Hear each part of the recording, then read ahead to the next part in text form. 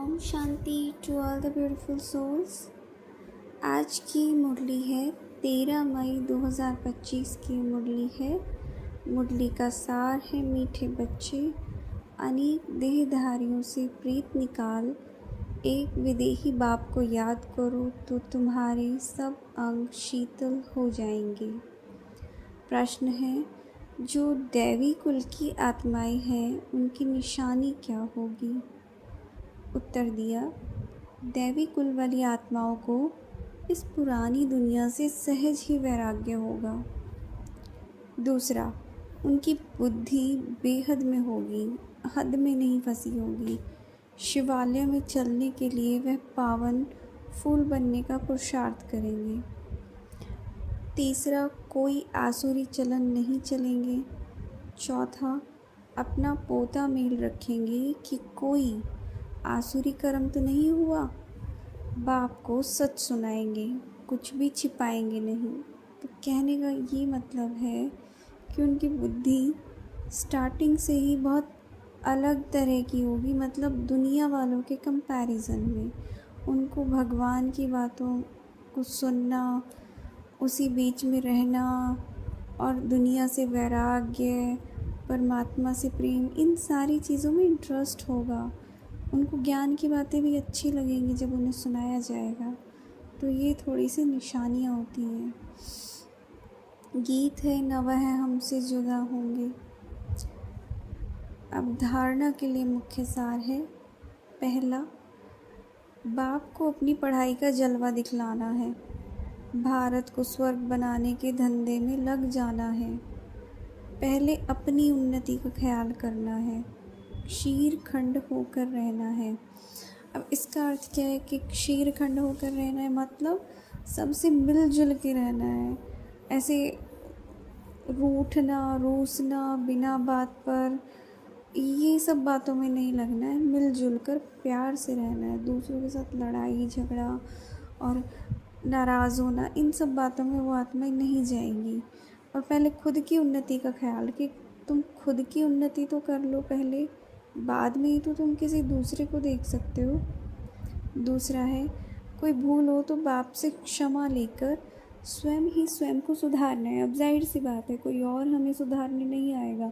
हम लोग खुद ही खुद को सुधारेंगे, खुद का रियलाइजेशन करेंगे। तो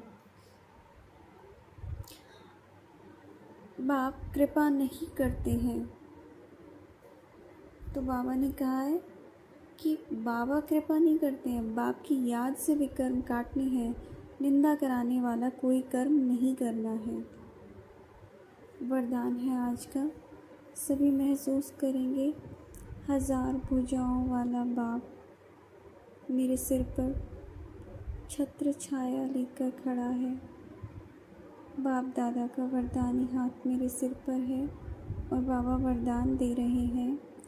नॉलेजफुल की विशेषता द्वारा संस्कारों की टक्कर से बचने वाले कमल पुष्प समान न्यारे व साक्षी भव। संस्कार तो अंत तक किसी के दासी के रहेंगे, किसी के राजा के। संस्कार बदल जाए यह इंतज़ार नहीं करो, लेकिन मेरे ऊपर किसी का प्रभाव ना हो, क्योंकि एक तो हर एक के संस्कार भिन्न हैं, दूसरा माया का भी रूप बन बन कर आते हैं। इसलिए कोई भी बात का फैसला मर्यादा की लकीर के अंदर रहकर करो। भिन्न भिन्न संस्कार होते हुए भी टक्कर ना हो, इसके लिए क्या करना है? नॉलेजफुल बन के कमल पुष्प समान न्यारे व साक्षी रहो। जैसे क्या होता है, कमल का फूल भी तो कीचड़ में खिलता है, लेकिन वो थोड़ा सा ऊपर होता है, उस कीचड़ से, पानी से थोड़ा सा ऊपर होता है, न्यारा और साक्षी। तो दूसरों के संस्कार अलग हैं, किसी का कुछ है, किसी का कुछ है, ये बात हमें पहले से पता है। तो क्यों किसी के संस्कार में उलझना, क्यों इतना वेट करना कि सामने वाला बदले तो मैं बदलूं, और क्यों ही अपने ऊपर उसका प्रभाव लेकर आना। तो बेटर तो ये है, खुद को सेव कर कर चलेंगे तो वो ज़्यादा बेस्ट है। साक्षी होकर रहें, उसका अपना संस्कार है, हमारा अपना है। स्लोगन है, हठ या मेहनत करने के बजाय रमणीकता से पुरुषार्थ करो। जो पुरुषार्थ होता है किसी भी चीज़ के लिए, मेहनत होती है, तपस्या होती है, वो हठ से नहीं होती है, रमणीकता से होती है, खुशी से होती है। क्योंकि हठ से की हुई चीज़ कुछ समय के लिए होती है। एक समय आएगा जब वो आत्मा उसे छोड़ देगी। चाहे बाहर से कोई भी कारण देखने में आए, लेकिन अंदर में कारण वही होगा कि तुम हठ से, तुम ज़बरदस्ती किसी से ज़्यादा दिन कुछ भी नहीं करवा सकते। तुम खुद से भी नहीं करवा सकते हो ज़बरदस्ती ज़्यादा दिन तक। तो कोई चीज़ समझ कर, रमणीकता से, प्यार से की जानी चाहिए। आज का अव्यक्त इशारा है, रूहानी रॉयल्टी और प्योरिटी की पर्सनालिटी धारण करो। क्या कहते हैं? पवित्रता सुख शांति की जननी है। जहाँ पवित्रता है वहाँ दुख अशांति आ नहीं सकती। तो ये पॉइंट नोट करने लायक है।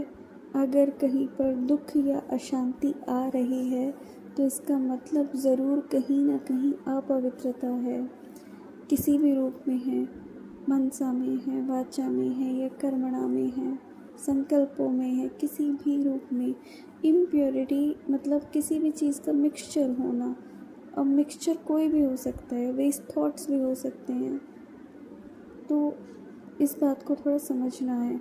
तो चेक करो, सदा सुख की शैया पर आराम से अर्थात शांत स्वरूप में विराजमान रहते हैं। अंदर क्या, क्यों, कैसे की उलझन होती है, या उस उलझन से परे सुख स्वरूप की स्थिति रहती है। तो बाबा ने पैरामीटर्स भी दे दिए कि चेक कैसे करोगे। ये क्वेश्चन अपने आप से पूछना, इन क्वेश्चंस के क्या आपको आंसर मिलते हैं, उसी से आपको पता चल जाएगा कि पवित्रता है या नहीं। अच्छा, ओम शांति।